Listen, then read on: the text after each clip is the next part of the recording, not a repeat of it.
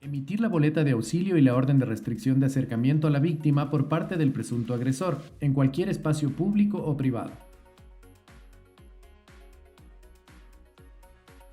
La boleta de auxilio está atada a la orden de restricción de acercamiento a la víctima por parte del presunto agresor en cualquier espacio público o privado.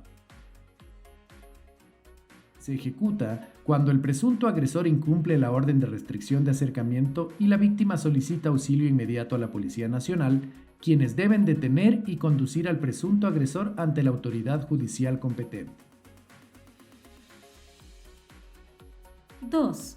Ordenar la restitución de la víctima al domicilio habitual cuando haya sido alejado de éste por el hecho violento y así lo solicite, con las garantías suficientes para proteger su vida e integridad.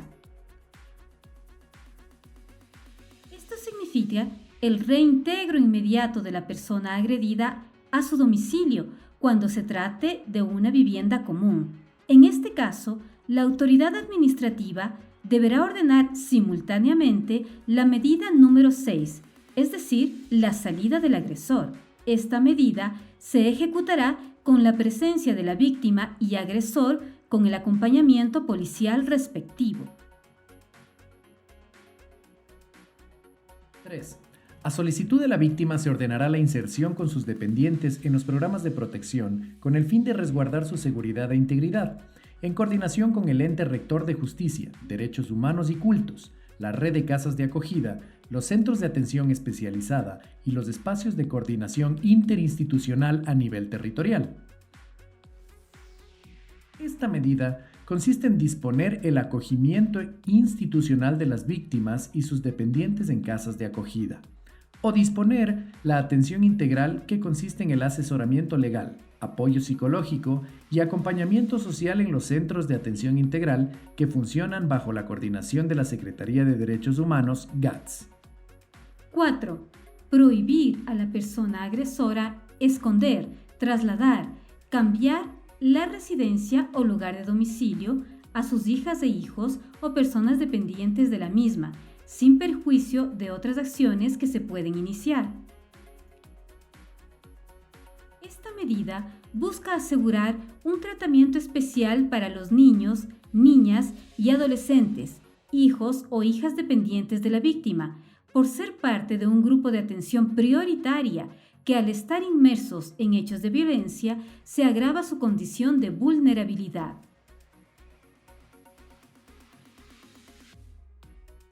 5. Prohibir al agresor, por sí o por terceros, acciones de intimidación, amenazas o coacción a la mujer que se encuentra en situación de violencia o a cualquier integrante de su familia. Se entenderá por terceros a los familiares y amigos y amigas del presunto agresor. La intimidación será entendida no solo de forma física, también el acceso vía telefónica o redes sociales. 6. Ordenar al agresor la salida del domicilio cuando su presencia constituya una amenaza para la integridad física, psicológica o sexual o la vida de la mujer o cualquiera de los miembros de la familia.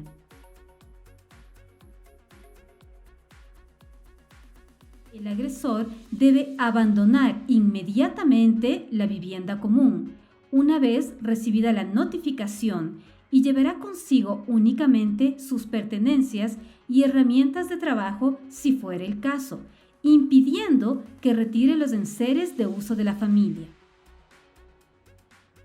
Esta medida se ejecutará en presencia de la víctima con el acompañamiento policial respectivo. 7. Disponer la instalación de dispositivos de alerta, riesgo o dispositivos electrónicos de alerta en la vivienda de la mujer víctima de violencia. La ejecución de esta medida le corresponde a la Policía Nacional y consiste en la activación del botón de seguridad en el dispositivo celular de la víctima. 8. Prohibir a la persona agresora el ocultamiento o retención de bienes o documentos de propiedad de la víctima de violencia y, en caso de haberlos ocultado o retenido, ordenar a la persona agresora la devolución inmediata de los objetos de uso personal, documentos de identidad y cualquier otro documento u objeto de propiedad o custodia de la mujer víctima de violencia o personas que dependen de ella. Esta medida evita que el presunto agresor disponga sin autorización o de forma arbitraria de los bienes de la víctima, incluidos aquellos de la sociedad conyugal, uniones de hecho. 9. Disponer cuando sea necesario la flexibilidad o reducción del horario de trabajo de las mujeres víctimas de violencia, sin que se vean afectados por sus derechos laborales o salariales. La violencia afecta el desempeño habitual de la víctima, toda vez que debe ausentarse del lugar de trabajo para solicitar MAPIs, presentar denuncia, asistir a las audiencias. Por tanto, esta medida procura que en su ámbito laboral tenga las facilidades necesarias para ejercer sus derechos. 10. Ordenar la suspensión temporal de actividades que desarrolla el presunto agresor en instituciones deportivas, artísticas, de cuidado o de educación formal e informal.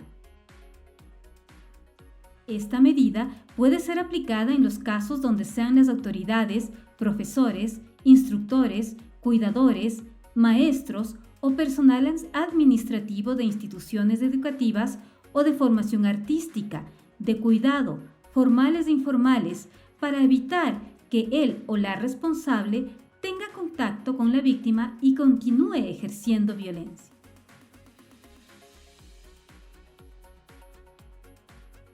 11. Todas las que garanticen la integridad de las mujeres en situación de violencia. Esta medida permite a la autoridad administrativa ordenar cualquier otro mecanismo que no esté especificado en la ley.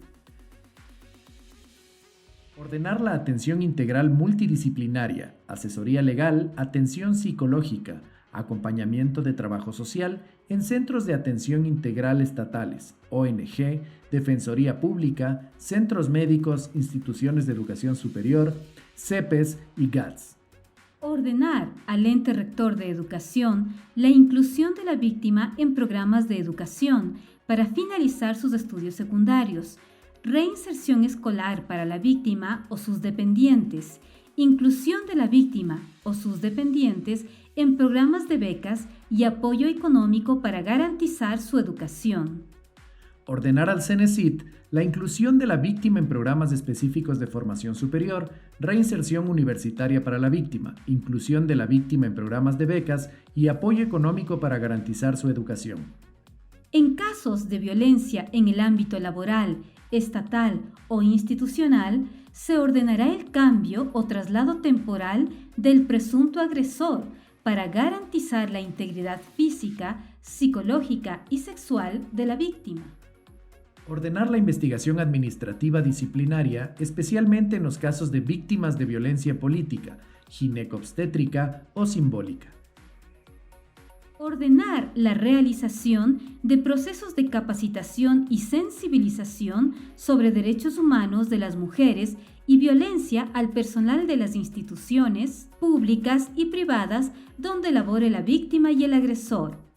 Ordenar el apoyo y seguimiento psicológico para persona agresora en cualquiera de las instituciones públicas que cuenten con este servicio, que podrían ser Ente Rector de Justicia y Derechos Humanos, GATS, con el objeto de sensibilizar y modificar patrones de conducta violentos.